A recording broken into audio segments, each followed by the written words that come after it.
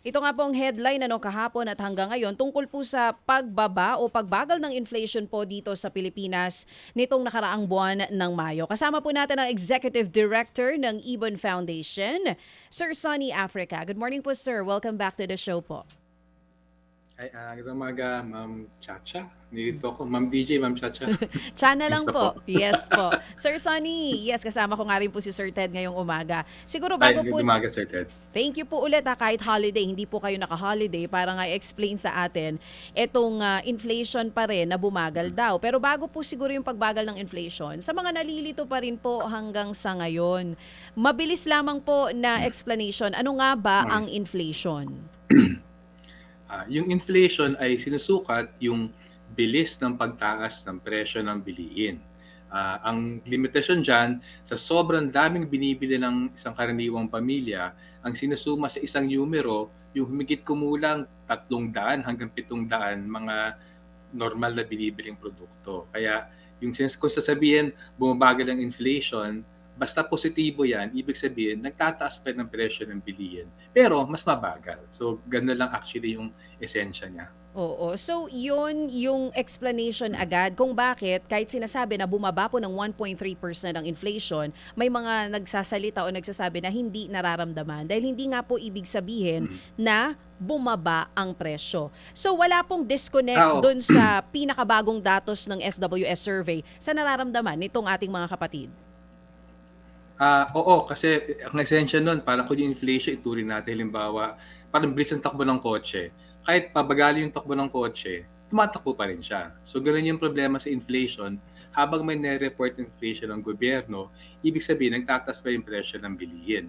Kaya mas mahalaga sa amin tingnan hindi lang yung inflation na ngayon masyadong pinapalaki ng gobyerno na parang malaking tagumpay, mas mahalaga tignan ano bang epekto sa ordinaryong Pilipino. So kung halimbawa, yung nabanggit niyo po yung huling SWS survey, halos pareho ng panahon ng inflation data na to, yung SWS sabi, nung April 2025, 15.5 million na pamilya nagsasabing mahirap sila. At mas malaki to kaysa dun sa nagsabi noong I think about the same period last year na 13 million lamang. So ibig sabihin, bumagal nga inflation, pero dumami yung mga Pilipino na nagsasabing mahirap sila.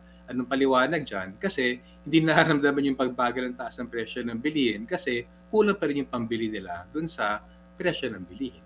Okay, so ito po mga figures na ito na yung iba ayaw ng paniwalaan, explain lang natin na this is not, hindi siya statistical illusion na nilalabas ng gobyerno o ng PSA. Totoo yung datos, it's just that, at sinasabi nyo nga po, ang mas maganda niyan, yung epekto dapat sa ordinaryong Pilipino, ang mas pagtuunan ng pansin, not the figures. Explain further, Sir Sonny.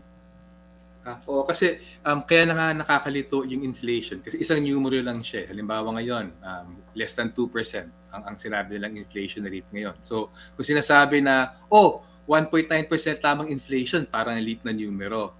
Pero, sa isang numero na yan, sinasuma, halimbawa dito sa NCR, 700 bagay na binibili ng ordinaryong Pilipino sa isang araw. At sakop niyan, iba't ibang klaseng pagkain, iba't ibang klaseng um, utilities, kuryente, tubig, pamasahe, etc.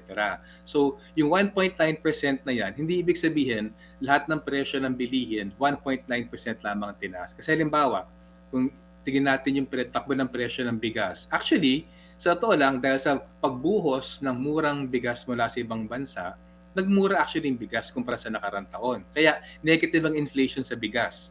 Pwede sabihin, negative 15% ang inflation sa bigas. Pero kung yung baboy naman ay nagmahal, 10% inflation, yung manok nagmahal, 9% inflation, tilapia, galonggong nagmahal, 10%, 15%. Kung susumahin yung 700 na bagay na yan na binibili sa isang araw, dun yung 1.9%. Kaya sa amin, mahalaga na wag masilaw kung para mabagal ang inflation kasi tama naman yung statistic eh. Kaso hindi sinasalamin yung ano bang ibig sabihin ng inflation na yan dun sa pang-araw-araw na buhay. So kami, hindi namin kinokontra yung pagkwenta ng inflation rate. Ang kinokontra namin yung ipapalabas ng gobyerno na porke mabagal ang inflation rate, matagumpay sila sa kanilang mga pagsisikap. At lalong-lalo na, mas magaan na ang pamumuhay ng mga Pilipino. Kasi hindi totoo yung dalawang bagay na yon. Ayun. Oo. So, Ganda ng naintindihan pagkaka-explain. natin Yes. ngayon na mas maliwanag na. Oo. Kaya may disconnect, Yon. no, Sir Sunny? Kaya ang sinasabi ng iba, parang hindi namin maramdaman. Yun pala yun. Oo, na na-explain na niya. So, Mm-mm. tama ba, Sir Sonny? Kung maglalabas ng inflation or datos ang gobyerno about inflation, para hindi rin sila napupulaan ng tao, kakibat nun sa dulo, na-explain din na hindi ibig sabihin na bumababa ang inflation, yung presyo, Lahat, parang, lahat parang o- kasi ang dating, or as a parang, whole, lahat? Oo. kasi nga dito Sir Sunny, dito nakabanggit renta daw sa pabahay, o tubig, kuryente, sasabihin ng iba, mas although nga mataas na yung consumption kasi nga summer ngayon, di ba? Pero pag tinignan mo naman yung cost mismo ng produkto o generation charge, ang taas. Parang sasabihin, hindi naman totoo to Parang Oo. ganun. Oo. Kasi nga eksakto po yung point na yun eh. Kasi hindi sinusukat ng inflation yung presyo ng bilihin. Yung bilis ng pagtaas ng presyo ng bilihin sinusukat niya. Kaya habang positibo ang inflation rate, ibig sabihin niyan, sa pangkalahatan, kung isusuma yung dandaang mga produkto na binibili ng karaniwang pamilyang Pilipino, sa pangkalahatan, tumataas pa rin siya. Kaya kapos yung kapos na palatandaan ng pag-unlad yan kasi kahit mababang inflation rate, kung bumagsak naman ang kita dahil nawala ng trabaho, kung yung sahod di naman tinataas kasi hinaharang ng presidente, ano man ang pagbago ng inflation rate, hindi yun ang buong kwento ng araw-araw ng pamumuhay ng Pilipino. Ang buong kwento ay ano man ang inflation rate, ano ba talaga yung presyo sa ilalim ng inflation rate na yan, at kung ano yung presyo na yan, afford ba ng mga Pilipino? At doon tayo kinakapos. Hindi afford kasi nga nagkakaproblema tayo sa kita, hanap buhay, at pasahod ng mga negosyante. Okay, Oo. sige. Oo. Doon sa PSA website, meron silang nilabas Una, may headline inflation. Pinakita nga nila doon. Under that, nandyan yung pabahay, yung tubig, yung kuryente. Tapos meron din po sa bandang baba, may sinasabi silang core inflation na hindi kasama yung food and energy items. Pwede po bang explain sa amin itong core inflation na 2.2% pa rin daw nananatili last May 2025? Kasi yung headline inflation kasi, yung 1.9%, ito nga yung, depende kasi sa region pero halimbawa sa NCR, yung 1.9% sa buong Pilipinas, sinusukat lahat ng mga produkto na binibili ng Pilipino. Ngayon, kung sinasabing core inflation rate, ipinagpapalagay ng gobyerno, nako, yung presyo ng pagkain at yung enerhiya na parehong import-dependent, yung mga to depende sa benta sa pandaigdigang merkado na maaaring mataas, mababa, na wala kang kontrol. So para sabi nila mas estable yung pagsukat ng takbo ng presyo ng bilihin, yung dalawang bagay na sinasabi nila napaka-unstable, tinanggal nila para makuha yung core inflation. Yun, Pero sa amin, ang punto lang doon ay sana makita, kahit tanggalin sa numero yon, yung punto, hindi naman nawawala yung pagbili natin ng pagkain. Hindi naman nawawala yung pagbili natin ng kuryente o pagbili natin ng gasolina at crudo. So sa amin, okay for analysis pero hindi niya actually, hindi siya buong mag-i-improve ng sitwasyon natin. Oo. So ano ibig sabihin ng core inflation? In simple terms, Simple Sir Sunny? terms po. Yung core inflation, tinanggal dun sa 700 na produkto na yan, tinanggal yung pagkain at energy prices na pinagpapalagay masyadong pumapalo ng mataas o ng mababa. Meron pang tinanggal sarili. Oo. mismo yung mga bagay o produkto na ang presyo ay unstable, ganun ba yon? Parang tama ba yon? Parang gano'n, oo. Hindi naman lahat ng pagkain, hindi ko maalala kung ano exactly ang nilagyan doon. Pero halimbawa sa energy, napaka-dependent natin sa imported na langis.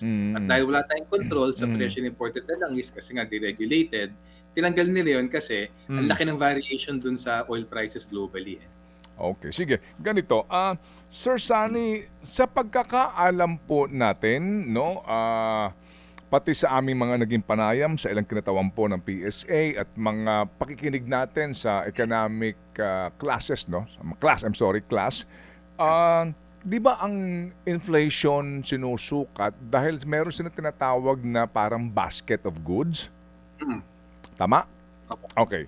So, yung basket of goods na yan, identified itong mga produktong ito at dito nga kinekwenta yan, no?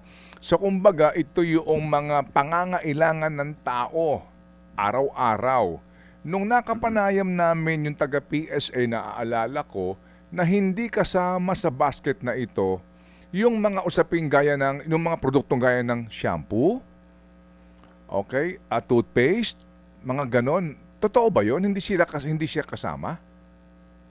Oh, um, medyo nagtataka ako doon kasi ang dami nga eh. Ang pinakamaliit na bilang ng item sa basket na yan sa mga rehiyon, 350, dito sa NCR, 700.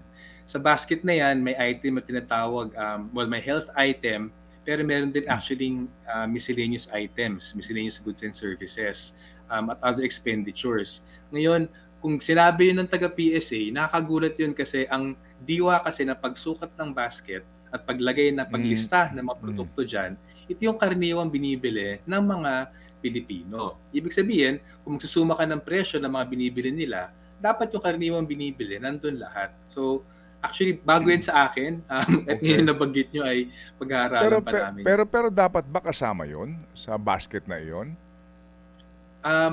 Oo, kasi may in definition Okay. dun sa basket na yan, dapat personal care ay kasama eh. At ina-assume ko yung shampoo, halimbawa, at toothpaste, bahagi yan ng personal care. Personal care. Kasi medyo, ako lang din na kasi nalilito, no? Ah, di ko lang, siguro wala namang problema itong head ng PSA, no? Ang kanyang mga bossing dyan sa departamento nila na kanilang pang-grocery. Hindi ba? Hindi kasi, sa totoo lang, Sunny, ikaw, I'm sure, nag-grocery ka, di ba? Oo, ako din.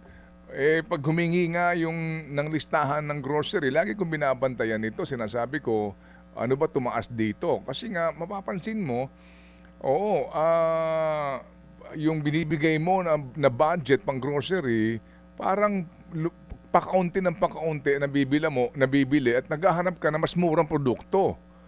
Di ba? Mm. Oh, tapos ako tingin ko mahalaga yung ganong klaseng tanong kasi medyo matagal yung pag-update din ng mga yung sa market baskets na yan eh. I think una siguro nahirapan din yung PSA kasi alam niyo ba sa dami ng mga ngayon nakasalang ng mga items sa market basket na yan, kada buwan para makuha ng PSA yung mga inuulat nga ng mga inflation numbers, parang halos kalahating milyon na presyo ang kinokolekte nila buwanan. So medyo komplikado talaga. Pero ganun pa man, kahit sabihin natin, unawain natin na hindi madali yung proseso na yon. Kung kinakailangan siya, agree ako. I mean, dapat ginagawa siya. At sa totoo lang, maraming kailangan ayusin sa sistema statistika ng Pilipinas para salamin yung totoong araw-araw na buhay ng Pilipino. Whether poverty yan, or may inflation. Yung sahod nga, hindi na inuulat eh. Ako nagugulat ako dyan. Buwanan, lalabas sila nilang employment rate pero hindi naman sabihin kung magkano kinikita mo sa anong trabaho na sinasabi nilang meron ka. Okay. Sige. So, ano ba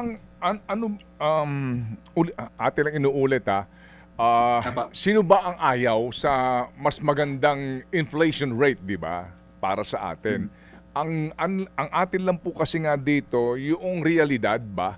Ano ba ang danger, Sir Sunny, kapag ang gobyerno ay mismo at ang liderato ay mabubulag sa gantong mga uri ng figure, pero sa katotohanan nga, mayroong mas malalim na paliwanag dito na mas nakaka-connect doon sa sikmura ng mga Pilipino. Ano ba danger dito pag nabulag ka ng mismong propaganda mo?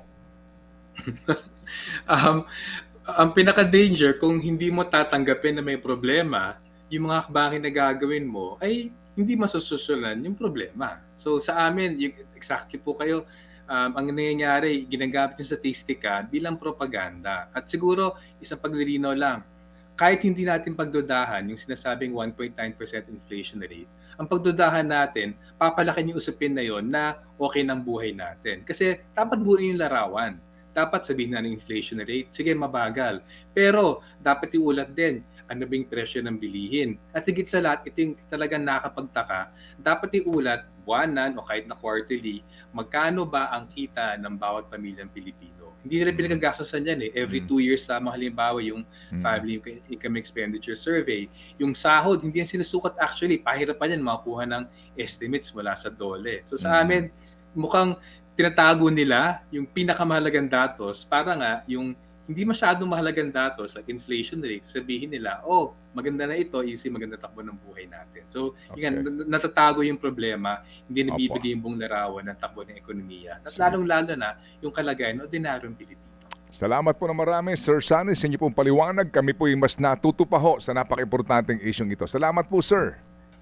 Sige, maraming salamat din. Good umaga. Thank you. Yan po si Sir Sunny Africa, ang Executive Director po ng Ibon Foundation.